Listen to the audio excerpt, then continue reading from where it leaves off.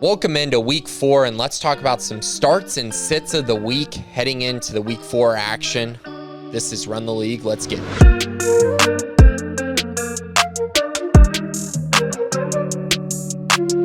All right, everyone, it's week 4 of the fantasy football season, and let's talk a little bit about some starts and sits of the week. Big week. I know a lot of teams you might be 0-3, you might be 1-2. It's a big week to start turning in the right direction. I know a lot of people sometimes give up at this point in the fantasy football season. If you're 0-3, don't do that.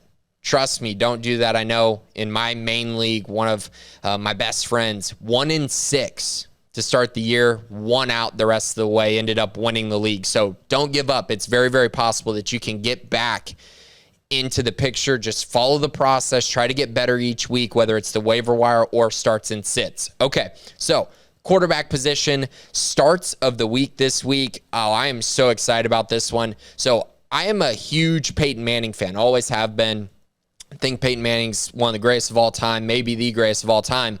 But the guy who most people think is the greatest of all time, Tom Brady, gets to take on the New England Patriots this week, and it's going to be really bad for the New England Patriots this week. Tom Brady's been top 5 each game the past 3 games this season. I expect that to continue. I think the Patriots are going to give up a whole lot of passing yards to Mr. Tom Brady, and I think he's going to be a very, very nice start this week. So don't get cute with it. Keep playing Tom Brady this week. A little bit of an under-the-radar start. Ryan Tannehill, he got back on track this week against the Colts. Now he gets to play the Jets, and that is a great time of the year for every NFL team this year is when you get to play the Jets. While I think Derrick Henry will be awesome, he's going to run all over the Jets, I do think that Ryan Tannehill could throw 3 or 4 touchdowns in this game. They're going to have a lot of opportunities for that. And even if A.J. Brown doesn't play this week, I think Ryan Tannehill is going to be a really, really nice option. He's a guy that I would start over Kirk Cousins, Sam Darnold, and Teddy Bridgewater this week. My start of the week this week is Mr. Matthew Stafford against the Arizona Cardinals. I think he and Kyler Murray are both going to have awesome games this week. He was the QB3 last week as he torched the defending Super Bowl champs, the Tampa Bay Buccaneers. I think he's going to do something very similar in this matchup against the Cardinals. Really like what Sean McVay's done with that offense. And clearly, Matthew Stafford is a major upgrade over what we saw from Jared Goff the past 2 seasons.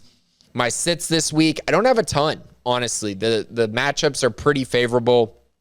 Obviously, if you have one of the top 5 guys, top 8 guys, you're going to start them. But sits in deeper leagues, I'm not a huge fan of Trevor Lawrence or Daniel Jones this week. I'd rather have Taylor Heineke or even Justin Fields over them this week. So a little bit of options there, but that's kind of my only main sits this week. I think it's a pretty nice matchup for quarterbacks this week. I think there could be a lot of points scored. At the running back position, my starts of the week, the first one, David Montgomery versus the Detroit Lions. That is a bottom 5 run defense in the league. The Detroit Lions are. David Montgomery's been outside the top 20 2 weeks in a row now. It's been kind of a disappointing year for him and for the Bears offense, which I wasn't really too surprised by this year. I was kind of worried about them in the first place, and it's kind of come true. They're not very explosive. They don't have a lot of red zone opportunities. They rely on their defense. They're fine with punting. And that's kind of where we're at right now with them. And until proven otherwise, it's hard to start David Montgomery unless it's a great matchup. And this week, it is a great matchup. I think David Montgomery is going to be awesome. I think they're going to rely on their run game a little bit more to help Justin Fields out. I think you'll see Fields run the ball more, which could allow more opportunities for David Montgomery to get easier looks at the line of scrimmage. So I do think David Montgomery could be a nice play this week. My second start that I like this week, and this may be biased. I don't care. I got to call my shot at some point on Jonathan Taylor. I did it last week. Didn't work out. But I think against the Dolphins this week, we just saw Peyton Barber run for 111 yards and a touchdown. Peyton Barber. If Peyton Barber can do that, the Colts should give Jonathan Taylor 30 carries in this game, and they should be able to run all over the Dolphins. Even with the injury problems they have on the offensive line, they should be able to run all over the Dolphins this week. Jonathan Taylor should be a safe play because of that. And I also think this is one of the first games this year where I expect the Colts to actually have a lead. The Dolphins really aren't that great of a team, and so it should be a pretty normal game script or a winning game script for Jonathan Taylor, which is great news for him and for all Jonathan Taylor owners out there. My start of the week is another running back who's been struggling a little bit up to this point. Now, I know you were happy with Antonio Gibson last week because he had that 73-yard touchdown catch, which honestly, that's fluky and not something you can count on every week. Outside of that, he was really pretty bad. He had under 40 yards rushing last week, but I think it changes this week against the Falcons. I'm expecting him to have a great performance against a really weak Falcons defense. And then after this game, I am selling high on Antonio Gibson, if you can. If you can sell him for one of those higher-end running backs, I would definitely think about it. I think that there's going to be inconsistencies in this offense. We've seen it with Terry McLaurin and Antonio Gibson the past 2 weeks, how it kind of flipped from both of them. One had a good week, one had a bad week. I think that's going to be a common occurrence going forward. I don't really trust this offense, but this week it should be fine. And then after this, I would try to sell him for, maybe guys like maybe a Saquon Barkley is on the cheap next week. If he doesn't have another really good week, you could maybe go buy him, and that'd be a great buy. Probably not going to be able to buy Zeke anymore after his solid performance last night on Monday Night Football. There's a few names out there, but I would consider it for sure if you're looking to move on from Gibson if he has a really nice week. My sits of the week at the running back position, Damien Harris. I was not intrigued by Damien Harris's workload last week in a losing game script, and I think against Tampa Bay, they're going to be down. I also think, Tampa Bay has a top 5 run defense in the league, probably the best run defense in the league. I think Damien Harris is going to really struggle this week. I would not play him. I think it's too risky with how bad that offense can be at times, and also you're going up against such a good defense that had a bad week last week, and also it's a revenge game for Tom Brady and Rob Gronkowski. So, yeah, I'm staying away from Damien Harris, and really, as just kind of a point to it all, I'm staying away from all Patriots offensive players this week, and their defense. I don't want any part of the Patriots. My other sit this week, and this is an unfortunate one, Tyson Williams.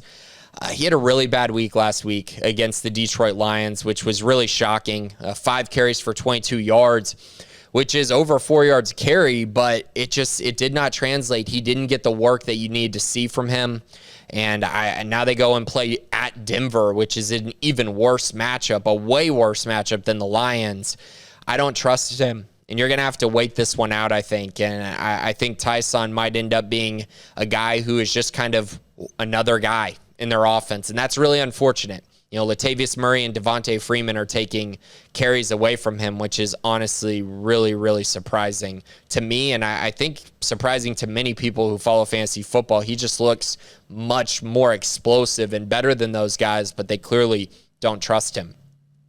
Moving on to the wide receiver position, my starts of the week, my first start that I really like is Brandon Eyuk. He's taking on Seattle. I mentioned in my waiver wire episode up on YouTube, which you can go watch from yesterday, I think he's bound and due to explode a little bit more now. His snap count finally got to the point that you were expecting. He got the targets. He got a carry. He became more involved in the offense. And now they're taking on a Seattle team that has been absolutely hammered in the pass game all season long. And to go along with that, Seattle's going to score points in this game. So I think it's going to be a lot of keeping up for both teams, and therefore I think the receiving weapons are going to be very valuable in this game. And honestly, even the running options as well. So I think Brandon Eyuk has a nice rebound week. I think he'll get you a top 24 performance finally and look like the guy that you drafted in the 5th or 6th round of your drafts. The other guy that I like is kind of, again, a lower play, a little bit of a sneaky play, and that's Corey Davis, taking on the Tennessee Titans this week. 10 targets against Denver. I just feel like he is a guy who, when they are losing, I think he's going to get a lot of targets. And they were losing badly against Denver. They're going to be losing badly against the Titans, and therefore I think he's going to get a ton of targets in his direction. he's a great play in daily fantasy. If you're going to, make a lineup, I think he's a great addition to that lineup. He's been outside the top 50 2 straight weeks, but in week 1, he was wide receiver 5. So I think there's a chance here for him to really creep up into the maybe top 12 wide receivers this week, just on volume alone. My start of the week at the wide receiver position is Robert Woods versus the Arizona Cardinals.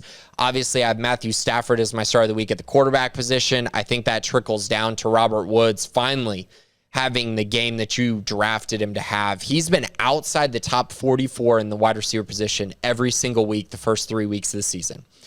That is just simply shocking. Cooper Kupp is getting all the targets, all the high-value targets especially, and leaving nothing for Robert Woods. But I think that changes this week. I think Woods finally gets the targets necessary and capitalizes on those targets. So really like Robert Woods this week. If you have him, start him.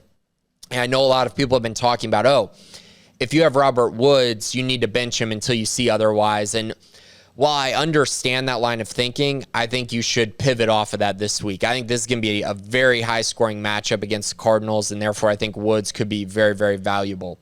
My only sit this week that I have that's really kind of an obvious or kind of a difficult decision for many is Brandon Cooks. He had a really good week last week against the Panthers, which I was surprised by. But on the flip side, he's going to Buffalo this week. The Buffalo defense has been awesome, and I think Cooks is going to struggle. I really do. And even though I think Cooks is such a great wide receiver, really an undervalued wide receiver in all honesty, I just think this is the matchup where he finally posts a dud. And I'm kind of calling the shot there, but I just simply think I'm very nervous about this matchup this week. At the tight end position, my starts that I like, Logan Thomas taking on the Falcons. Last week, he caught a touchdown. He's got 2 touchdowns in 3 games this year. The Falcons are going to give up points. I think the football team will score some points, and they're probably going to have to do it in the passing game. And so I like Logan Thomas this week. I like Antonio Gibson. I like Terry McLaurin. I think the offense will be pretty good for them, which really isn't surprising. The Falcons have one of the worst defenses in the league. My other start that I like, Rob Gronkowski versus the Patriots. No surprise here. Love Tom Brady this week. Love Rob Gronkowski this week. Revenge matchup, all of those things. I think Gronk gets into the end zone. I think Tom Brady makes sure Gronk gets into the end zone this week against their former team. My start of the week at the tight end position is Kyle Pitts. He's taking on the Washington football team this week, so it's kind of the opposite of what Logan Thomas is doing. Pitts is going to put up some points this week. He's finished 23rd, 8th, and 23rd so far in the season. If you can get Kyle Pitts in a league, do it now before this breakout happens. I think we're all anticipating it will happen soon. I think it'll happen in this matchup. He'll post another top 8 performance this week, and you're going to wish you had him on your football team or your fantasy football team going forward. I just like what Kyle Pitts has done throughout the season, but he needs to get more consistent. I think Matt Ryan will have a nice week, and therefore I think Kyle Pitts will succeed. My sit of the week at the tight end position is Robert Tunion for the Green Bay Packers. They take on Pittsburgh this week, the Packers do, and I'm very concerned about this matchup for Tunion. He's been kind of inconsistent this season anyways, and so taking on Pittsburgh, I think it's a tough matchup. Pittsburgh coming off of another loss. They have a pretty good defense, so Tunion is not one I'm excited to start. I would prefer to start a guy like Jared Cook or Tyler Conklin over Robert Tunion this week. So that's my start and sits of the week for week 4. Lots of good options, lots of good games, honestly. If you have any questions, post it in the comments. I'll try to get back to you and answer some of the other start and sit questions you may have throughout the week. I'll definitely get back to those and respond to them.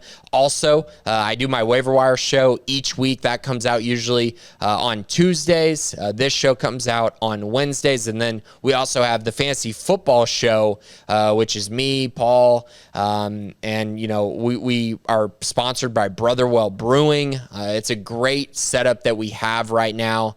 We also have Steve on it each week. So really, really good stuff with the Fantasy Football Show. If you want to get more insight on kind of, you know, the football season going forward, daily fantasy as well. We talk about that quite a bit on that show too. But if you haven't subscribed, Please subscribe to NFL on 365 Sports. Tons of content about the NFL and, of course, fantasy football from Run the League, the Fantasy Football Show, and, of course, what Paul does covering whether it's the Texans or the Cowboys or just main NFL topics of the week. So please subscribe if you have not already.